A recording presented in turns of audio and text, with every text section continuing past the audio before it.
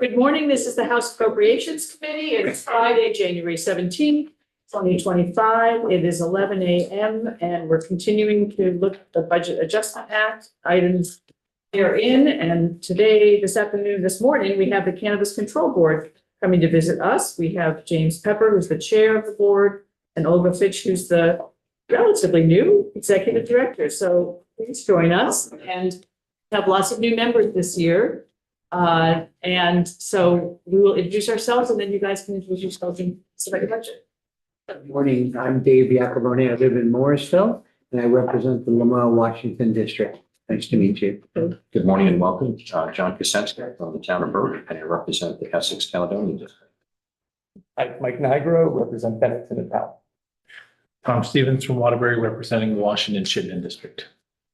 Good morning, Jim Harrison, represent Chittenden, Mendon, Killington, and Pittsfield. Welcome. Robin Shy from Middlebury, welcome. Tiff Bloomley from Burlington.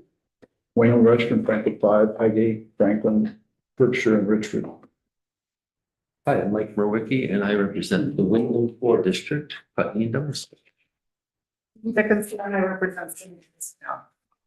Trevor Squirrel's meeting somewhere else in the building from Jericho and Linford Hills. So that's the game. And Mike, have you already met these guys? So they I know have you? not, no, but Okay.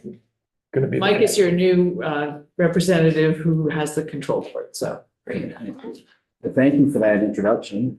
For the record, I'm James Pepper and I'm joined by Olga Fitch, our executive director. I feel a little bit like the kid that didn't do the homework assignment. This is my first time in this,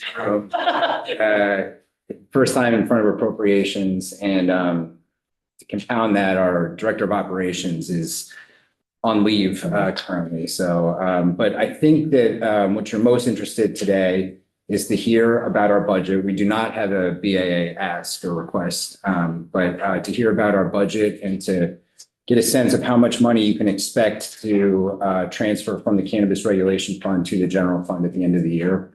And then also any sort of trends that may impact that fund either in the short or the long term.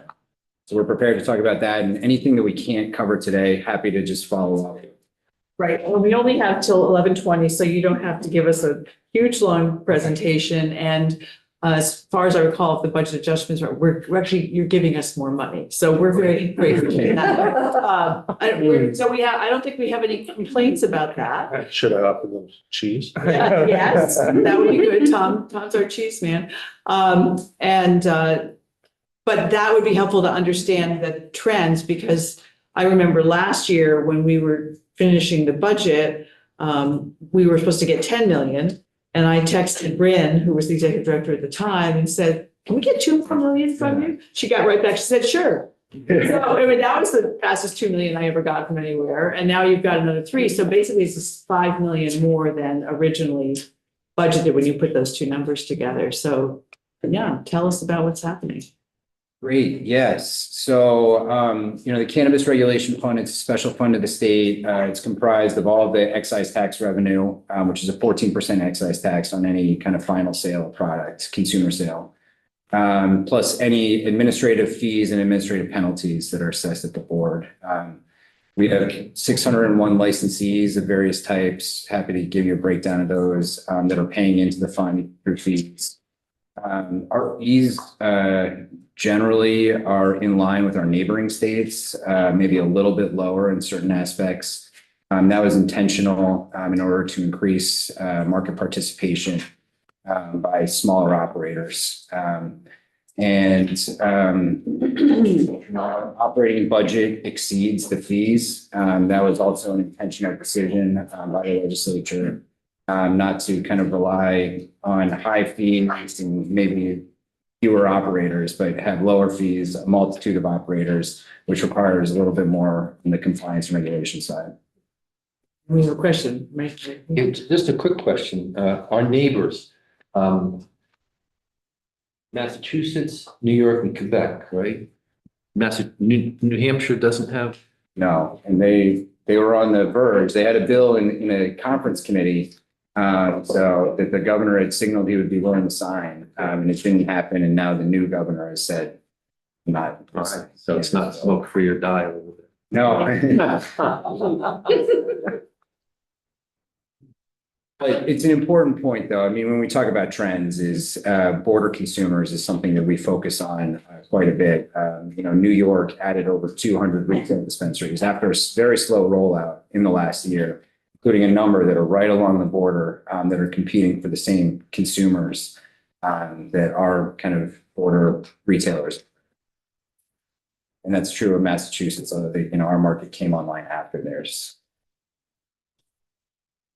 So our budget exceeds the fee revenue, which was right around 2.25 million for FY24. We project that fee revenue and administrative penalty revenue is going to be right around 2.8 million for FY25.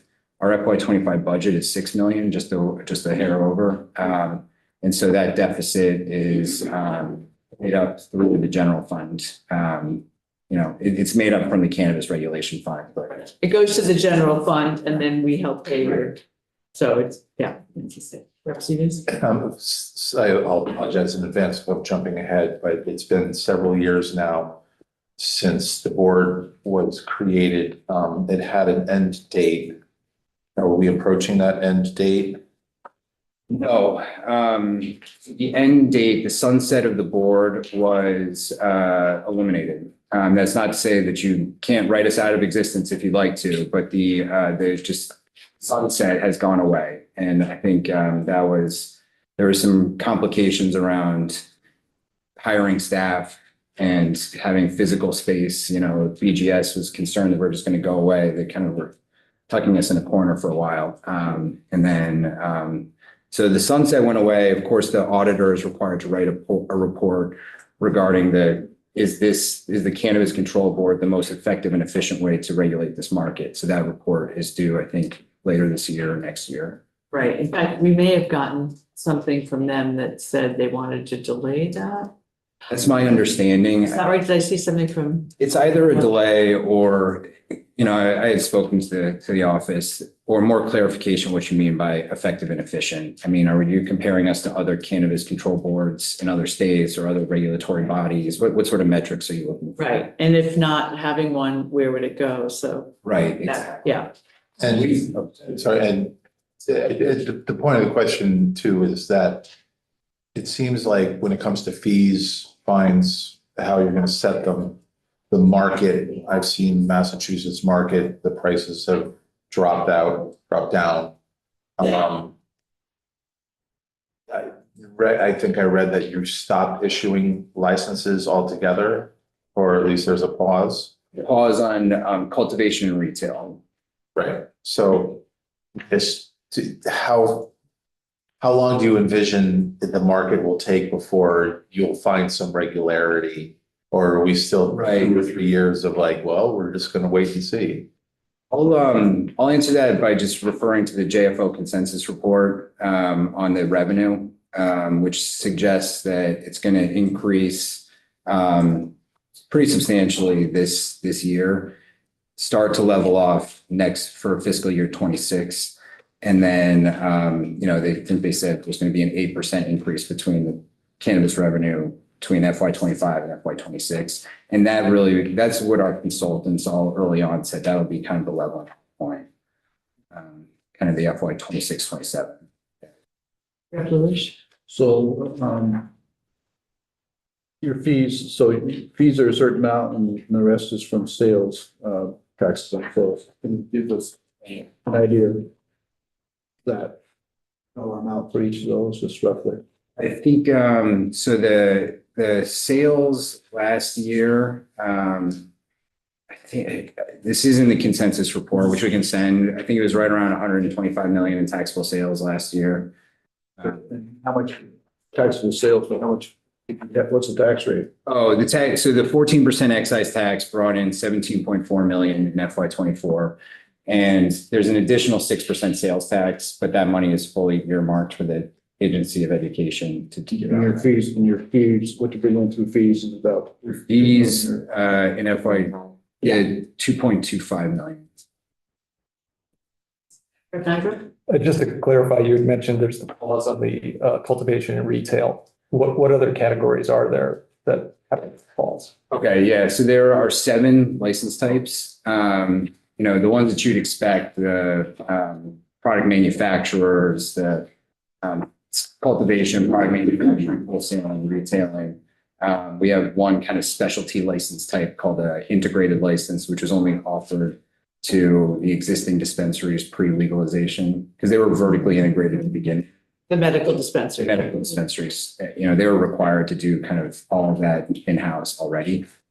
So they got this kind of specialty integrated license. The legislature has also added a new license type, propagation license. This is kind of a nursery license that can sell like seedlings and clones so that other players in the supply chain can get started faster.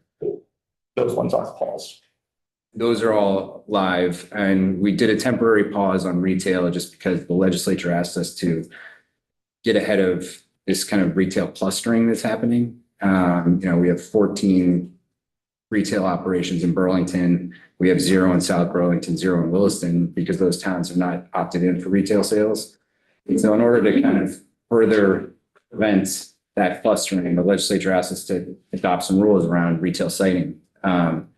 And while we were drafting those rules, we thought that it'd be wise to pause so we didn't get a bunch of people trying to get their foot in the door in Burlington or Rutland or Morrisville to kind of further exacerbate that problem. And some stores in Burlington have already closed. Right. Because of it's the market factors of Yes. that sort of thing happening. Revolution. And your concern there is because it takes more administrative costs for you to deal with them if they're going to go out of business in their cluster.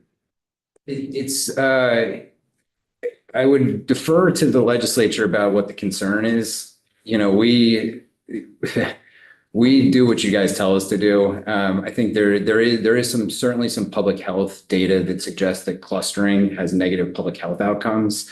It's also just a very unnatural distribution. There wouldn't be 14 in Burlington if South Burlington and Williston were allowed to have retail operations. So what public health issues? How It would just that? increases consumption, it increases exposure to youth, it increases ease of access. But we're promoting this, right?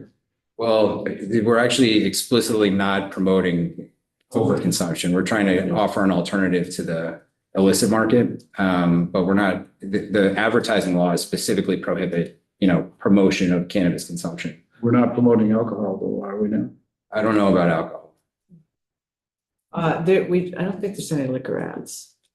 Well, No, there is. there's advertising for liquor stores for sales, That's which is 802. promoting consumption. Right. I'm just my question is just whether are we not promoting one and while promoting the other? Because I'm not looking for parity, Yeah. it used to be that you couldn't, in broadcast television, you couldn't advertise spirits.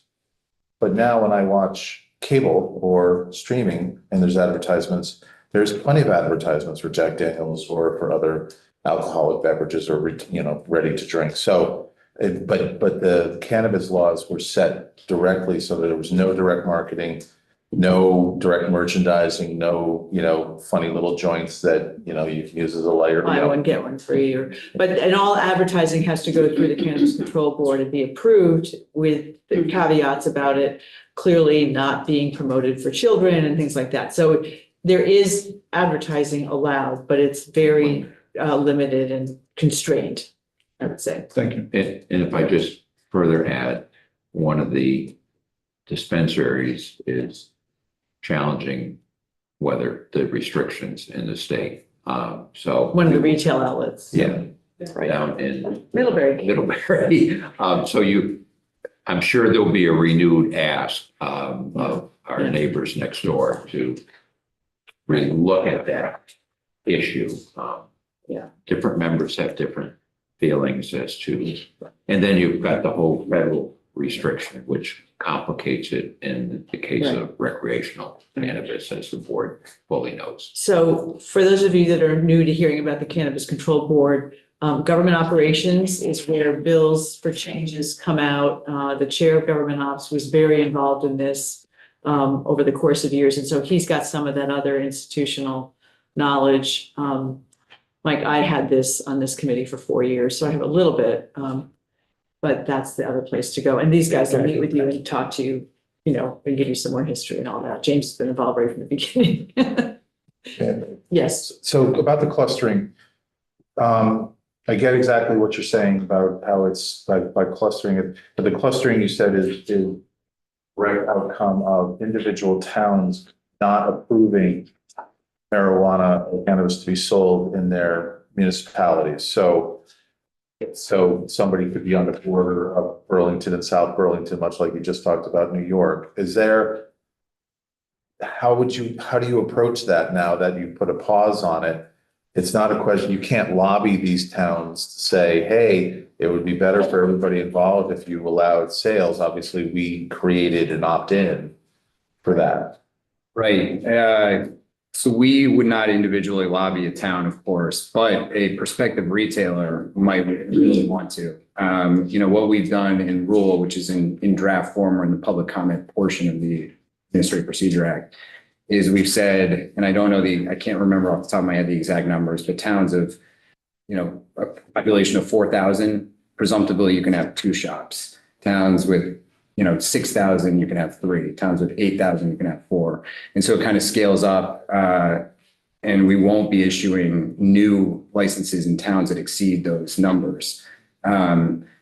So we're hopeful that might put some pressure on a prospective retailer to do some groundwork, some advocacy in South Burlington. It's not that, people aren't consuming cannabis in South Burlington. It's just they're driving to Burlington to get it.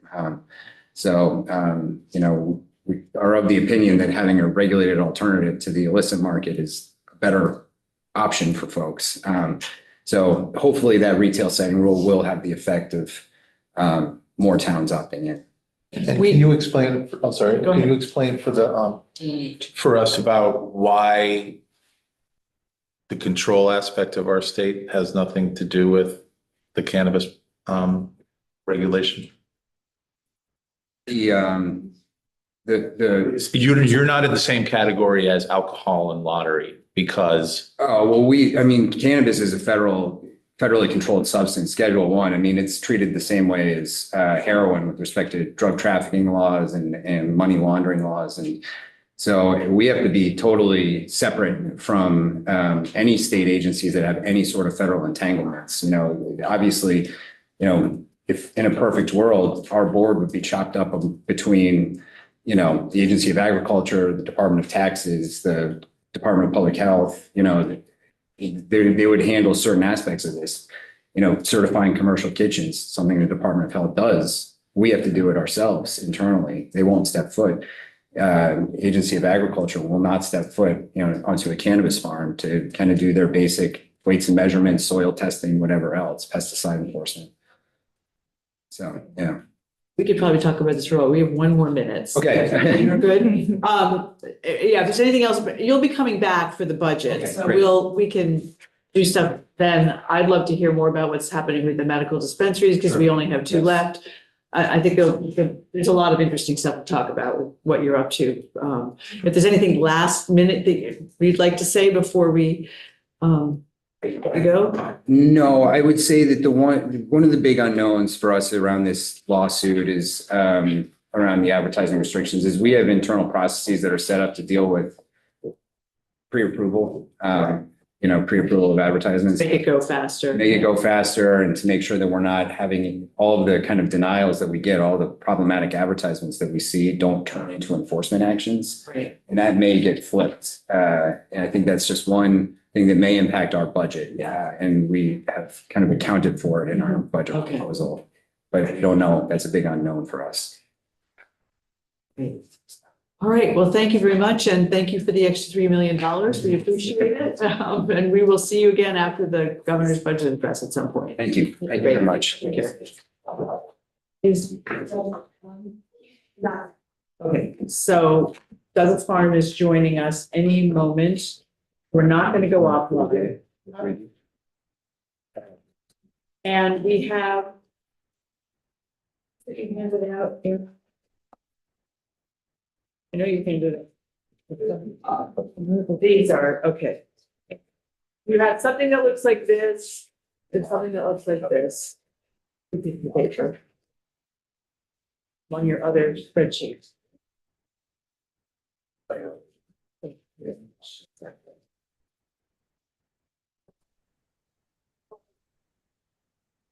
He's ready.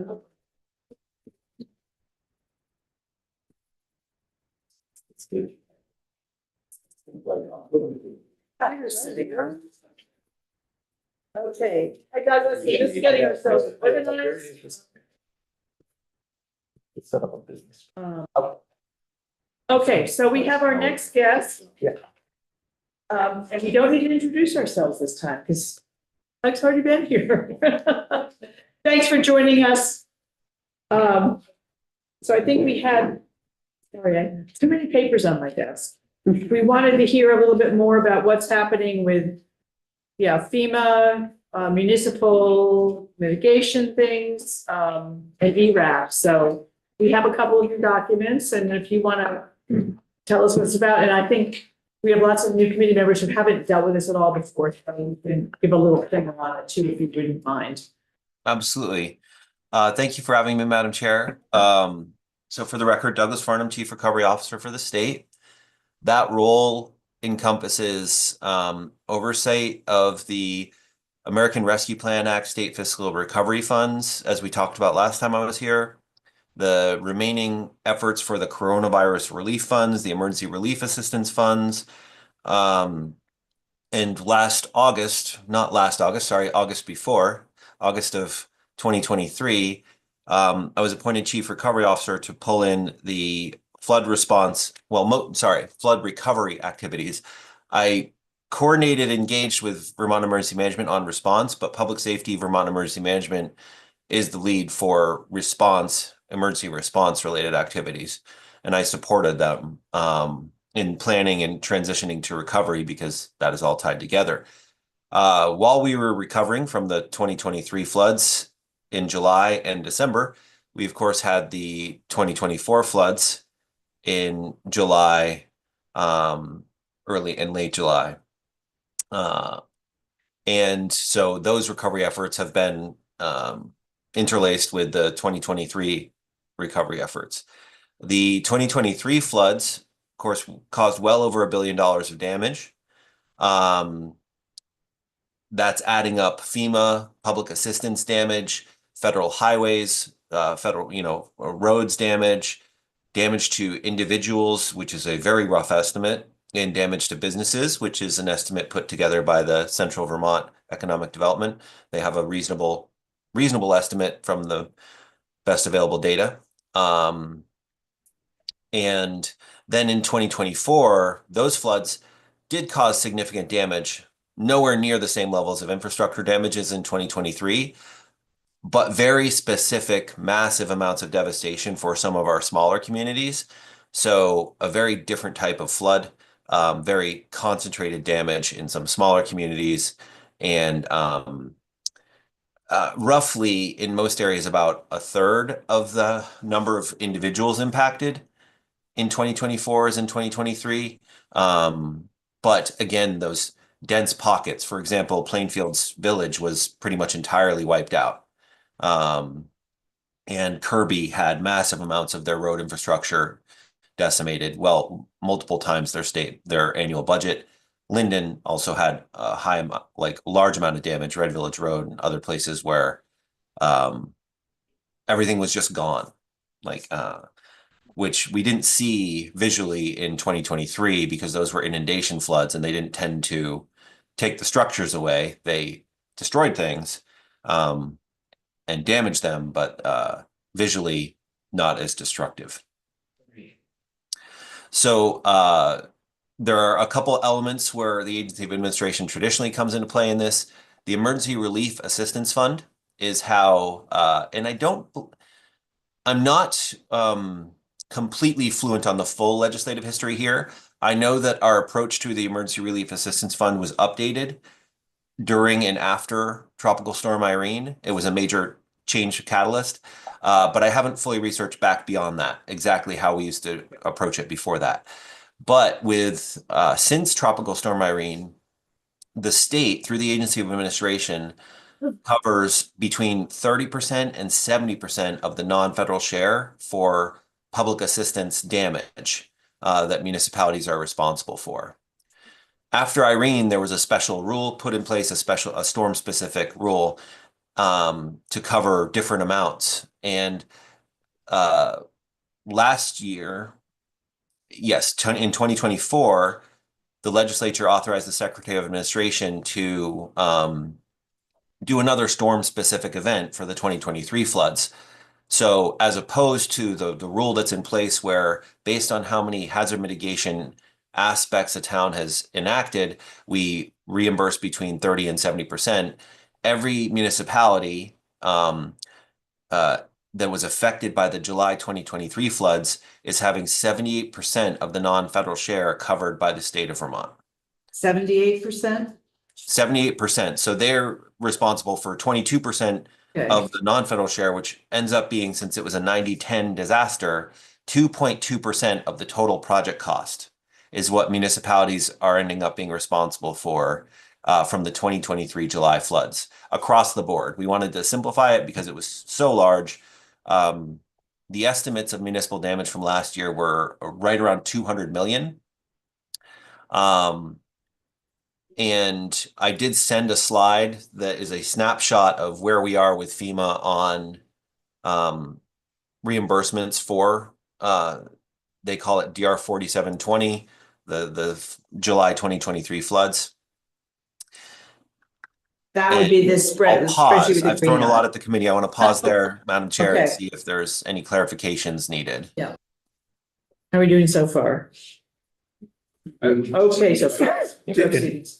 Just a clarification, that this is for the municipal and not for individual, is that right?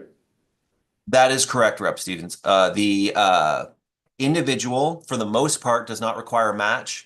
There is a category of individual assistance, and municipalities aren't involved in the individual assistance through FEMA.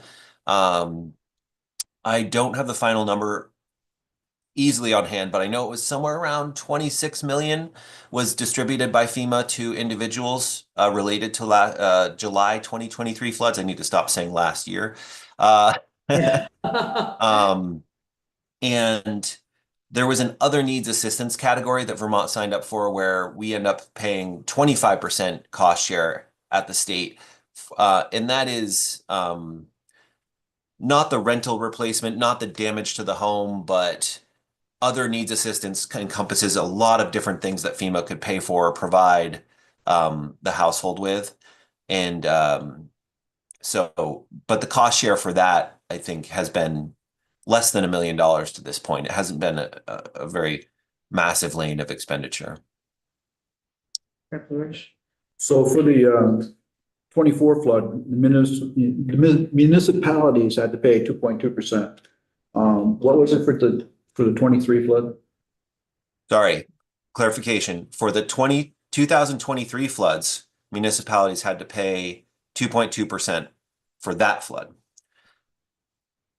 If they were impacted in August or December of 2023, other events, then they paid based on the federal cost share was 75-25 and is not expected to change.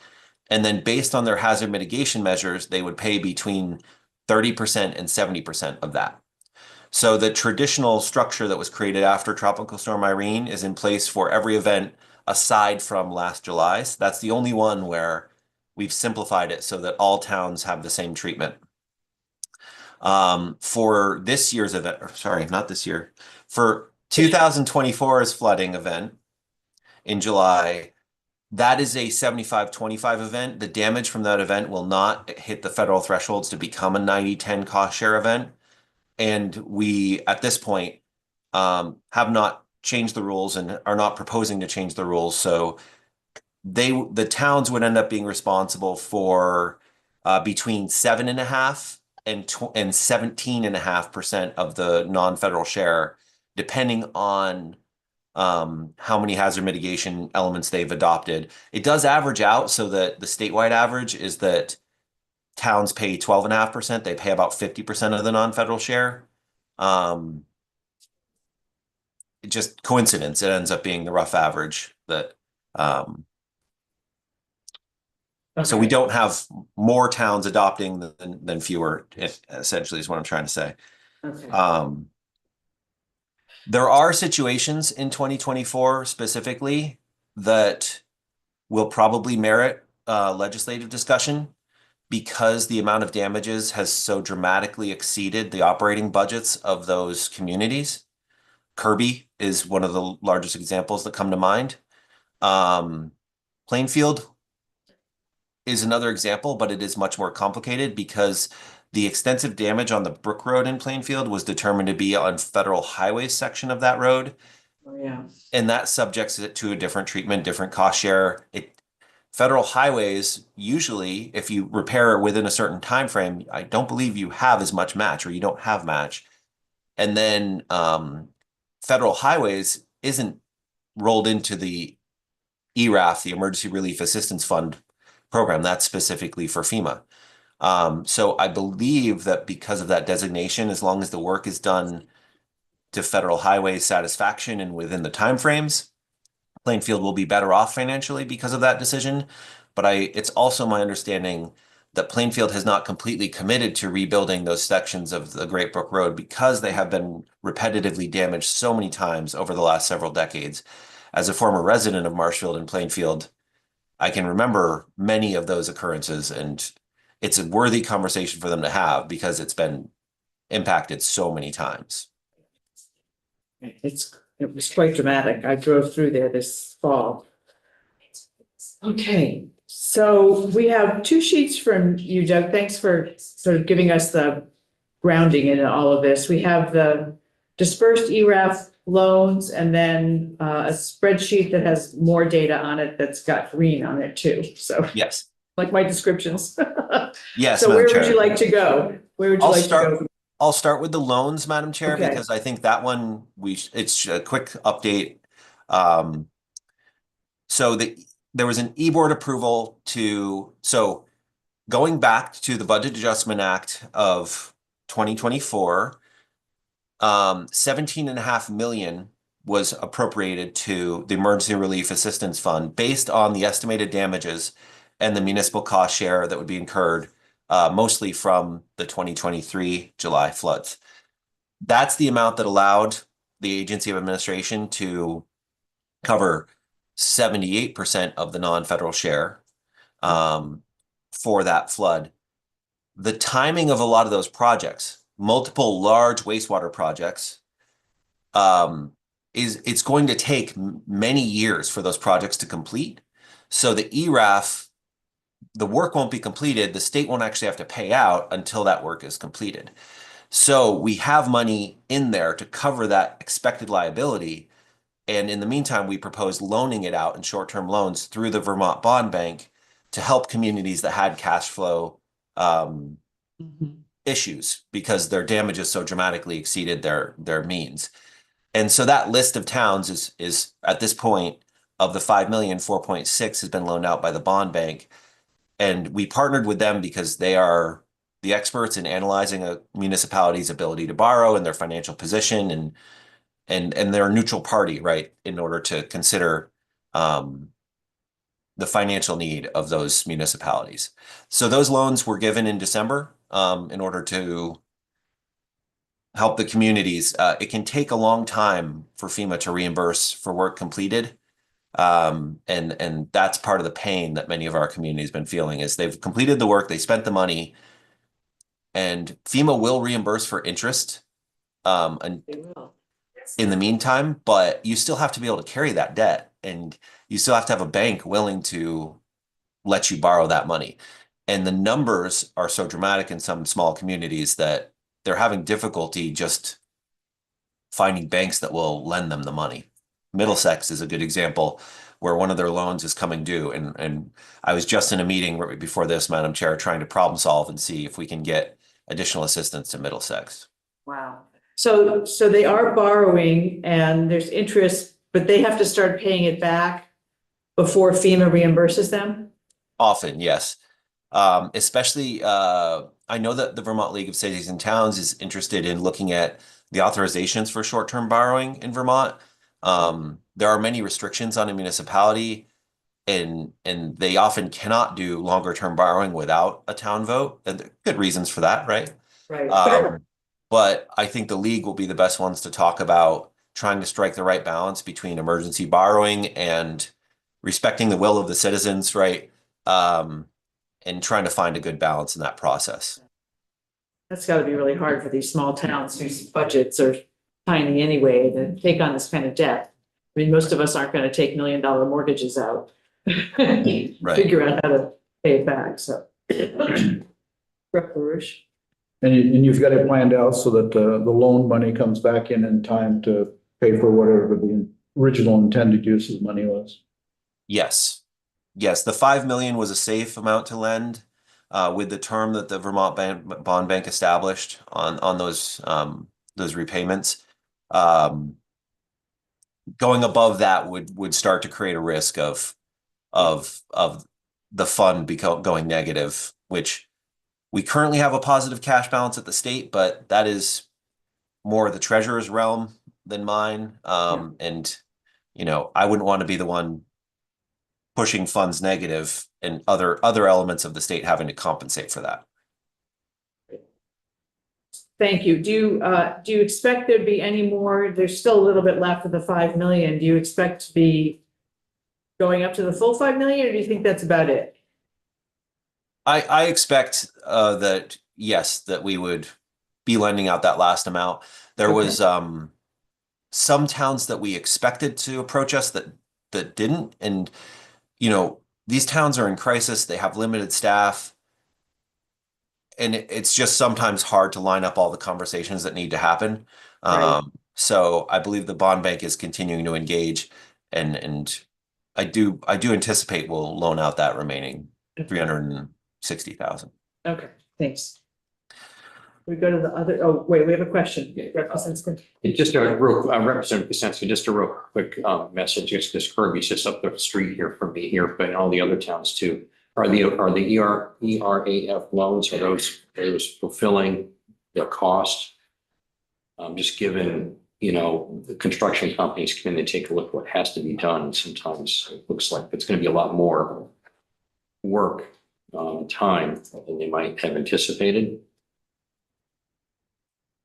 So those loans, Representative, are not meeting the needs for any of those communities. Right. Every single one of them still has remaining financial stress. And we tried to help with the most stressed communities.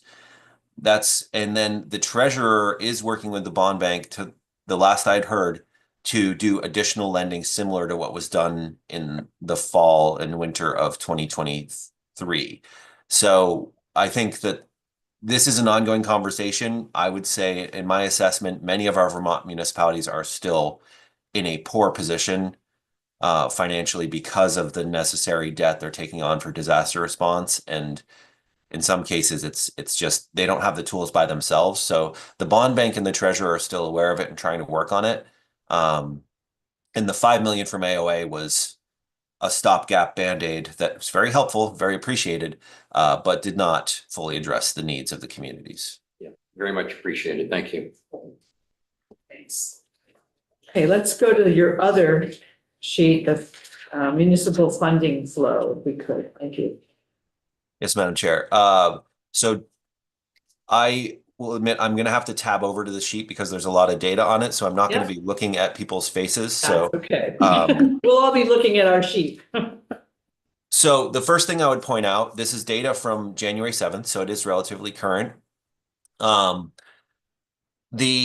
total obligated projects of 79 million, if you start in the top left, that green number is how much it changed since the week before. I receive weekly updates on this from the team. That 79 million should be, in the long run, we expect that number to reach somewhere in the nature of 180 million. Our initial estimates of municipal damage were around 200 million, roughly half of that coming from heavily damaged wastewater treatment facilities like Johnson, Hardwick, and Ludlow. And the other half of it roughly was from municipal infrastructure, lots of roads, bridges, some town halls, et cetera. So we've got nearly half of it obligated by FEMA at this point. And with most of the other half of it being tied up in 4 or 5 major projects, that's actually not too bad. So we've made good progress with FEMA over the last 6 months. The total obligated and pending disbursement, 38 million, and 40 million has been dispersed. So 40 million has reached the towns. And if work has been completed, Public Safety Financial has a policy to send those funds through. I believe it's a certain percentage until closeout. So we send most of the money through and make sure that we have a little bit to reconcile with at closeout, so we're not having to recapture from towns.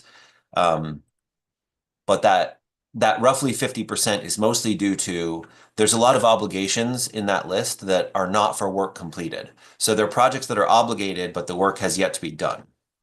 So there's a blend where we have unobligated funds, like Middlesex is a good example. I was just looking at $2.4 million of their projects that are in FEMA review still and still need to be obligated. Once they get obligated, we'll send money through to them and we'll help their situation. But they're stuck at FEMA's central review right now. And there's been some back and forth. And Middlesex has been a great town as far as giving FEMA information. But they're just still getting questions and having to fight through the process. So Doug, once they've been approved by FEMA, is there some sort of time frame in which the money has to actually be spent and the project completed? I believe there are, Madam Chair. Okay. But we're able to get extensions. I think the projects can take a while for work completed to happen. Right. Okay. I know that there were several projects that were Irene projects that were still getting finished Yes. when the July 2023 floods Right. hit.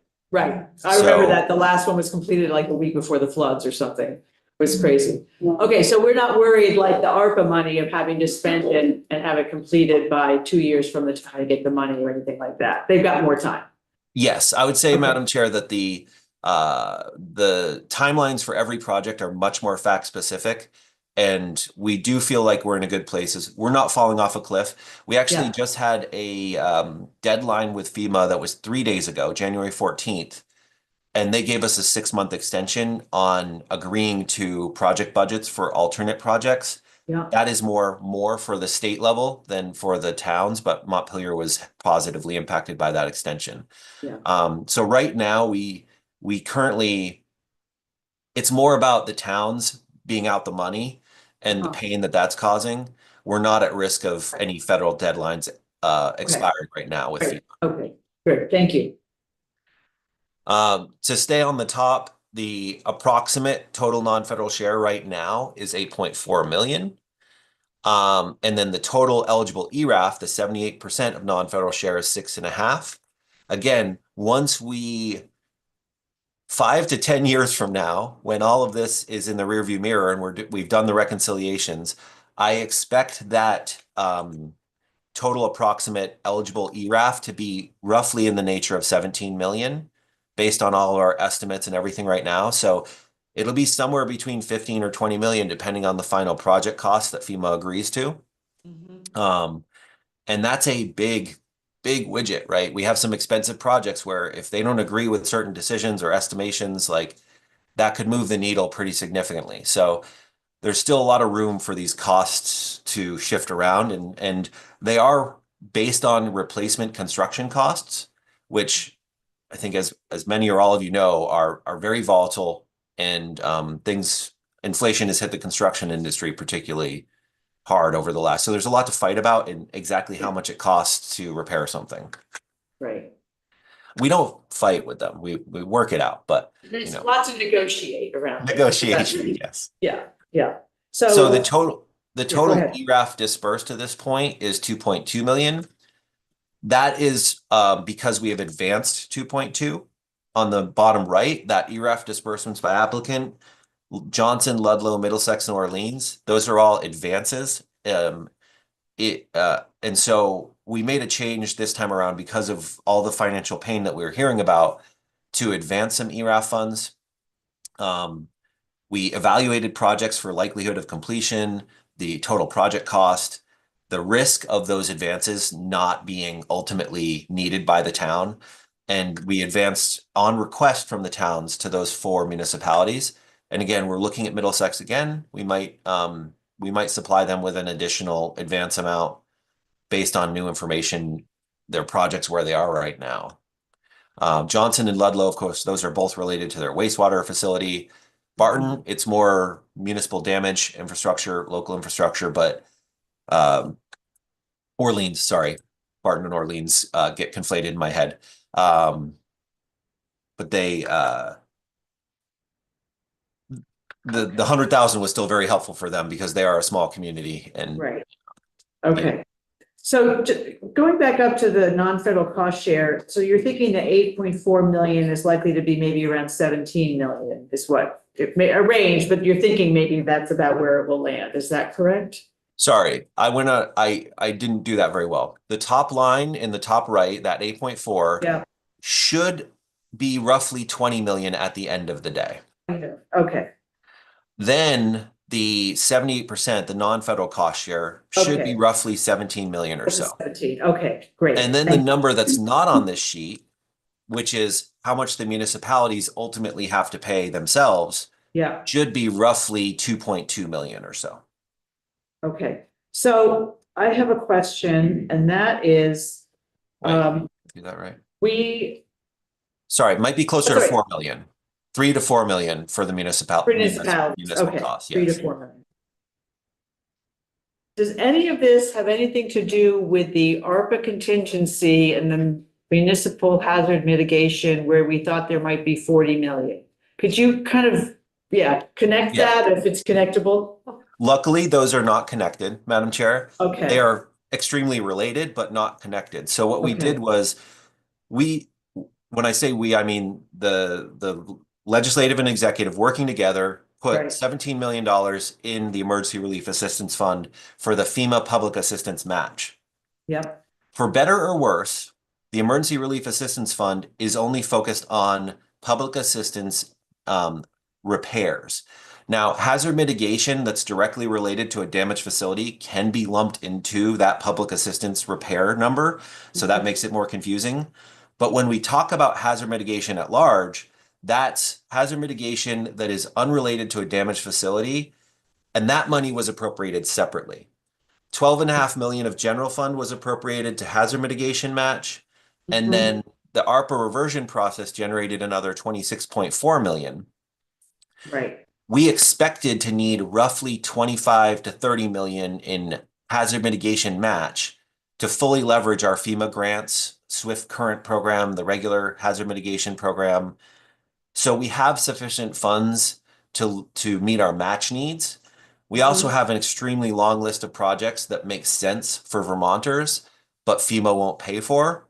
Yeah. And that's what any leftover money in that community disaster resilience fund was intended to address, is as many of those projects as we can accomplish. Okay. So that list will be shorter of the projects that we can support after satisfying all of our federal match, but we are of course prioritizing federal match, Right. where we're only paying 25% of the project cost. So we're paying for those projects first. Okay. And so when we talk about hazard mitigation, and you said there's a chunk that's not FEMA, but it's stuff that will help Vermonters. Can you give an example of what you're talking about there? Yes. So for example, FEMA relies on their flood zone maps, which are not entirely accurate. Yes. And also do not really address fluvial erosion risk, which is actually a higher risk in Vermont than the inundation risk, depending on your community, but it's a higher risk statewide. So there may be situations where a buyout is merited, but FEMA won't cover it because it doesn't fit their criteria. Yeah. And therefore, Vermont Emergency Management wants to do it, the municipality's on board, the homeowner wants the buyout. And we can't make it work in the FEMA program. So that's one of the situations. There could be situations, we are still compiling the lists and the needs, but another example could be edge of floodplain redevelopment, where FEMA, if you do a FEMA buyout it's bought out, it's green space. Or you can elevate or do hazard mitigation on an existing structure, but you can't take down what was there, rethink it, and put in better structures within the floodplain. FEMA will not support that. So we might be able to do some of that with community development block grant disaster relief money, but we could also do that with some state dollars where if the situation, the specific situation at the edge of the floodplain made sense, we could help a municipality redevelop that space so that it could continue to meet needs in a safer manner for their citizens or their residents. Sorry. But we'd have to pay for it because FEMA won't. Exactly. Okay, all right, I'm starting to catch on. So I see Rep. Dickinson and then Lewis, and you two. Okay, I have a question about the with IJA or the inflation reduction, all of that money that we got in that's not ARPA money that came in the last year or so, or is coming in over the next few years. Does that something that when you're talking about the infrastructure and the wastewater and the other things, is that something we can access?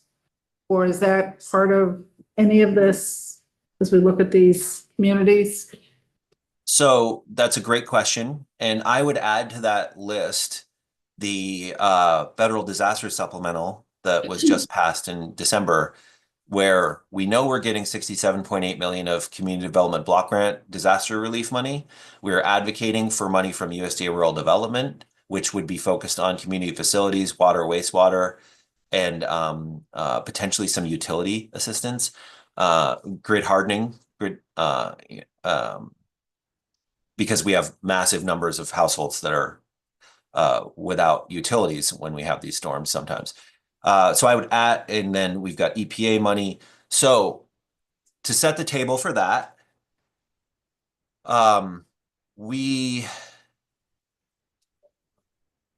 there was a large amount of additional money put into water, wastewater, and infrastructure programs in the Bipartisan Infrastructure or Investment in Infrastructure and Jobs Act. That mostly went through existing channels, existing programs at the federal and state level. And so it created an additional need match. And a lot of that need match was met for current fiscal years. In, I think, maybe fiscal year 28 or 29, we don't have enough set aside to cover those future fiscal years of what we anticipate for those programs. But for the current fiscal years, we did work together, set aside the match for that increased need. So that's just kind of a general ramping up of many programs. That's how Bill tended to work. It didn't give the states any discretionary money. It just amplified a number of federal programs that already existed. Inflation Reduction Act created a large number of programs, and some of them are very weird. They're climate change programs. Many of them Vermont can't really access very well, or they're really designed for regional, like a county government to apply to. And technically our towns can apply to them, but they're at a huge disadvantage in the application process just because of the way the program is built. And the state is not really an applicant for a lot of those programs. So Inflation Reduction Act created opportunities. I'm aware of a number of grants that we've secured. Many of them are competitive. They're climate change related, but in a lot of cases, we don't have the municipal resources to properly pull down all that opportunity. And we tried with the Municipal Technical Assistance Program that was approved in the BAA of 2023. We did provide towns with some additional resources, and they got some additional opportunities.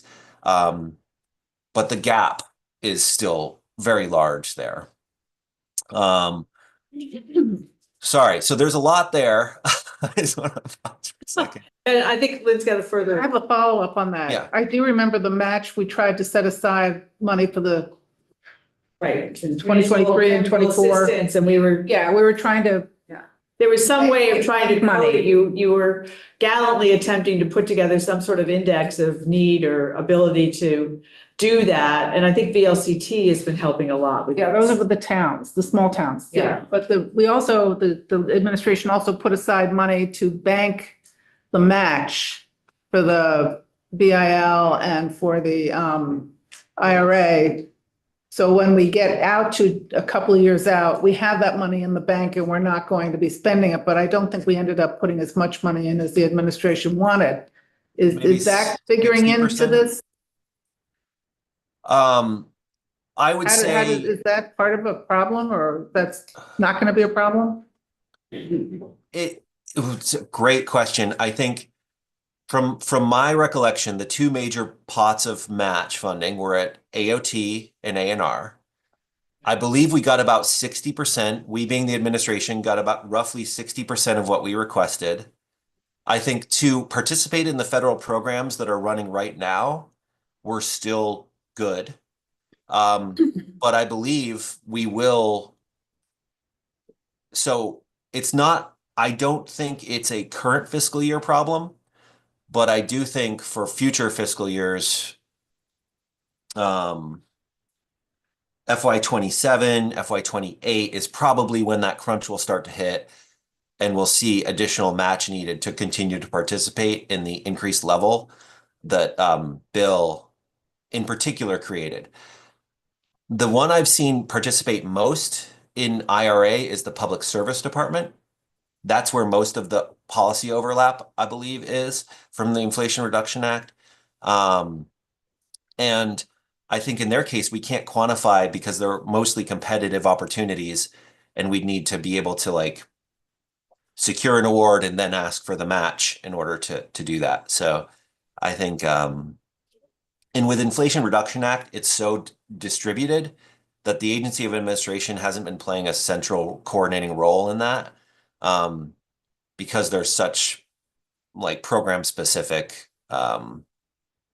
opportunities. Thank you. So I heard you, tell us that if FEMA, if you were going to try to rebuild outside of the floodplain, that FEMA wouldn't pay for that. So my question was more like we have some railroad abutments or road bridge abutments that are constricting the width of the river, say, and causing upstream flooding hazards, either because of ice jamming or just because the stream is narrowed enough. That money, FEMA money, wouldn't be able to be applied towards correcting any of those issues. So that gets hyper complicated. So I'll do my best to give you a clear answer. What FEMA will do is you can get approved for what they call an alternate project, where they calculate the cost it would take to repair and mitigate in place. So they look at your building, they look at what it would cost to repair and mitigate that in place. And then they'll pay for that much of it if you have the project to move out of the flood zone. So using like Johnson's wastewater facility to move out of the flood zone, or to move the facility so that it's in a less vulnerable position. So say the total project to move the facility was 30 million. They've calculated to repair and mitigate in place would be 20 million, even though everyone looking at it may be like, that's a horrible idea. It's just going to get damaged again. You can't actually, it won't actually work. They calculate what they'd be willing to pay, and then you can get them to authorize 20 million towards the $30 million project. And you have to figure out, you being the municipality in this case, has to figure out, okay, well, how are we going to make up that gap? And sometimes you can get like USDA Rural Development, or you could get a state ANR program to help. So it becomes creating a funding stack to do that project, which we believe is a better alternative. That's one thing the Agency of Natural Resources has been advocating for with FEMA, is for FEMA to consider the cost of a relocation project. If that is the correct alternative, they should be willing to pay based on the cost of that relocation. There should be some type of repetitive damage common sense rule in a relocation effort. That doesn't exist right now, so they've been advocating for it. There's a lot of FEMA needs to be updated all over the place, from the floodplain maps to the notion that they only do isolated events and they don't do cascading events, which would have helped us in 2023. The people who got hit in August, who were because of the July flood, things like that. So there's a lot of update and overhaul that needs to happen with FEMA. I would say the people that I've worked with at FEMA care a lot, work very hard. They're great. The structure is massive and labyrinthine, and often any individual decision, no matter who you're talking to, unless it is the FEMA administrator, could ultimately be overruled. So you can never take a commitment or statement from FEMA as solid, because ultimately it could always be overturned. So you've got the money, I guess, but even then, maybe not. Even then you can be audited. Yeah. But if we look at Irene, we haven't had a massively bad experience with FEMA's audits. We've put a lot of work into trying to make sure we're prepared for those. And generally, once we have the money, over 90% of our problems are behind us. That's good. And just going back to the green sheet for a moment, the left-hand list of towns is the example of the drawdown. So you sort of have the left side and the right side of the sheet. And the right side was the ERAP disbursements, and this side is the municipal drawdowns, and they add up to the 40.8 million or something. It won't completely add up, Madam Chair. Yeah. That's an operational just awareness for me of just to be aware of some bigger drawdowns. And they put that on there so that I can be annoying and ask questions like, well, why does Worcester only have half of their funds drawn down? Like, what's going on there? Why haven't they got more? And then they can tell me, well, these projects haven't actually been finished, but they're obligated. And so just trying to make sure I'm keeping tabs on people and the money's moving when it should. And in my opinion, the most of the money that's obligated but pending disbursement is waiting for reasonable reasons. It is waiting because the work hasn't been completed or people haven't signed where they need to sign, and it's working its way through. DPS Financial did bring on additional staff so that they could push that money through faster. And I think the fact that, the towns have gotten the 40 million is a positive. It's not a huge positive because we know that they've done more than $40 million of work.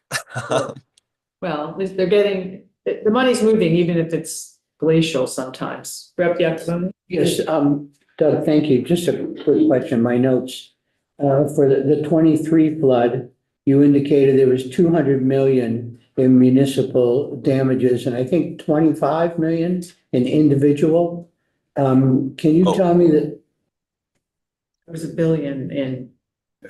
I'm sorry, what was that, Madam Chair? I think it was $1 billion in the 23 floods. Sorry. Yes. Let me go through those numbers again really quickly. Would you, and 24 also, please. Thank you. It's my opinion that the 23 floods caused over $1 billion in damage.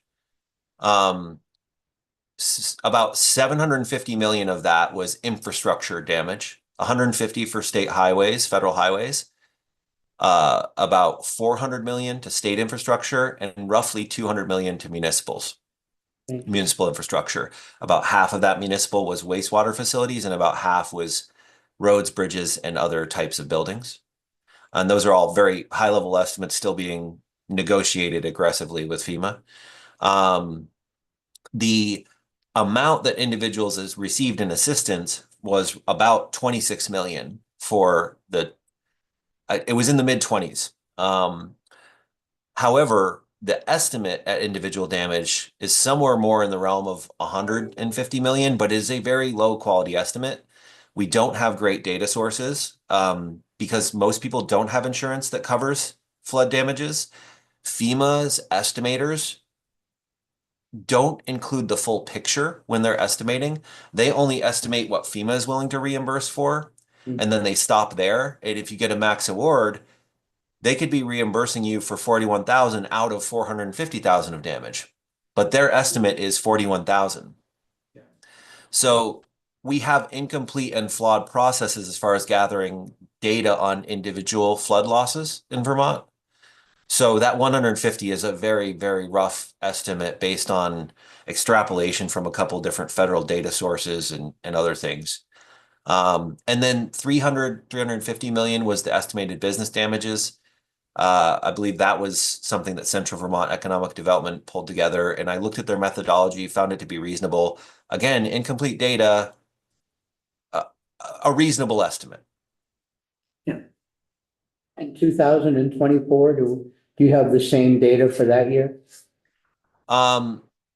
We don't have the same level of data for that. I would say in general, the infrastructure damages, the state suffered almost no damage, minimal damage to buildings. I don't have the federal highways number, but I think it was enough to be significant. Somewhere between 30 and 50 million in municipal infrastructure damages. And then right around, I believe, 10 million or so, 9 to 10 million of assistance to individuals from FEMA.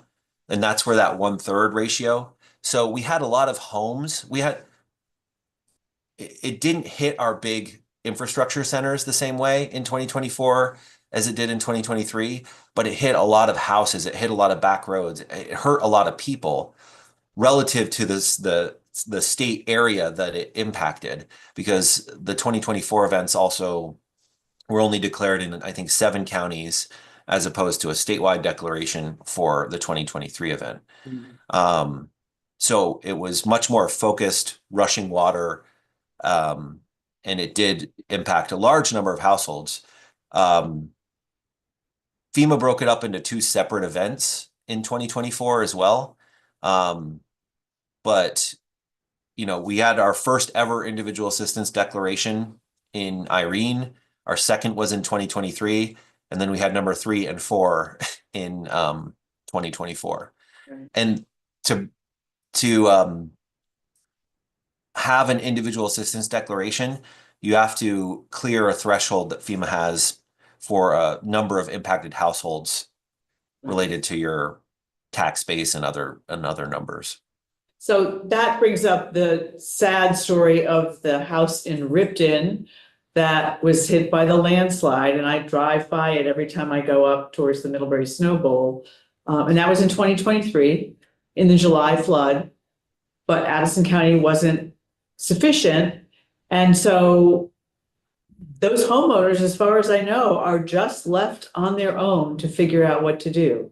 Do I have that right? Or is there something that they could be doing and I just don't know because I don't see what's happening? From a federal perspective, you're accurate, Madam Chair. Yeah. What happened in Addison County was that the nonprofits and other support groups worked together with the Vermont Community Foundation and the Vermont Disaster Relief Fund, which has been that fund sunset and is now just the Vermont Community Foundation and the Coates Fund. They worked together and they did give people awards and assistance in Addison County. Yeah. Now, in the rest of the state, in all the counties that had individual assistance declarations, people were able to access FEMA and then also get assistance from the Vermont Community Foundation. So Addison County still got less assistance than people in Washington County and in Lamoille County and other places because of that federal structure of drawing the lines at the county level. Ripton actually received the most rain of anywhere in the state. It was over 21 inches, I believe.